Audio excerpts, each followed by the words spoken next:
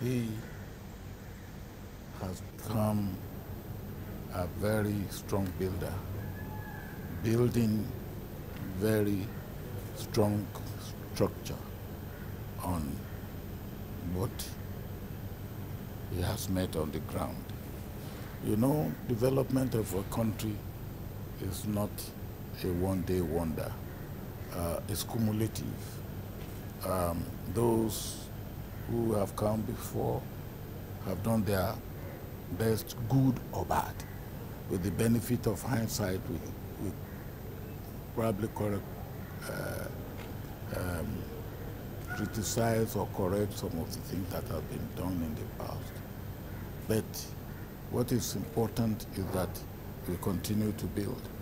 And the president has continued to build strongly in the area of education, building strongly in the area of infrastructure, as I said, building strongly in the area of political organization of his own party, to make it inclusive, but also having the executive and the management that is manageable. All these are good, and they show that he knows what he's doing for his country in the area of the economy. And we should never deceive ourselves. The colonial masters and the neo-colonial masters do want to be able to continue to exploit. And any leader in Africa that tries to stop that will not be much of a friend of those people who have enjoyed that type of situation in the past and who will want to continue to enjoy that type of situation. But all of us must realize that we live in a world where we need the world, maybe, probably, for us in Africa, more than the world needs us. The world needs us as well, but that means that we have to understand the world we live in, which is not friendly when it doesn't want to be friendly. And when you understand it, you can get the best out of it. I think Africa is, we've started making it. I said last year was a tremendously good year for Africa. A few things happened. One, we had this, what we call open sky, which means you can take your aircraft or airline can fly from Tanzania airline now can fly to any country in Africa. We didn't have that before. You have to take permit, you have to talk of reciprocity and all that. Now, open sky is something that is wonderful.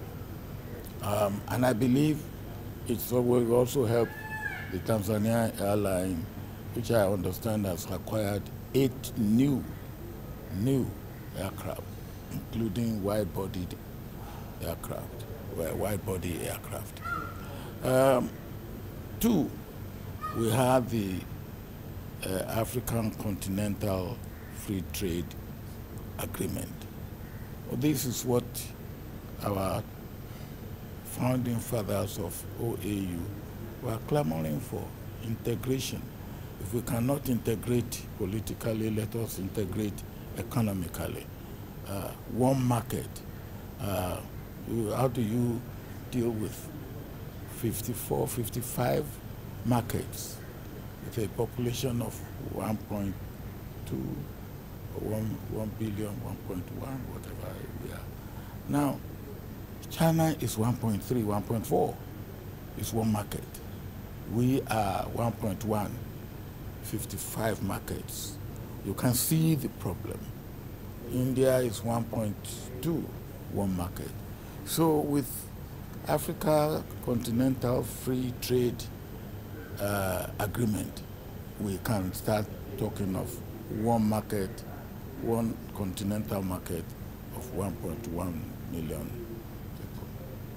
And we can also start thinking together, how do we deal by the year 2050, when the population of Africa will be more than 2 billion?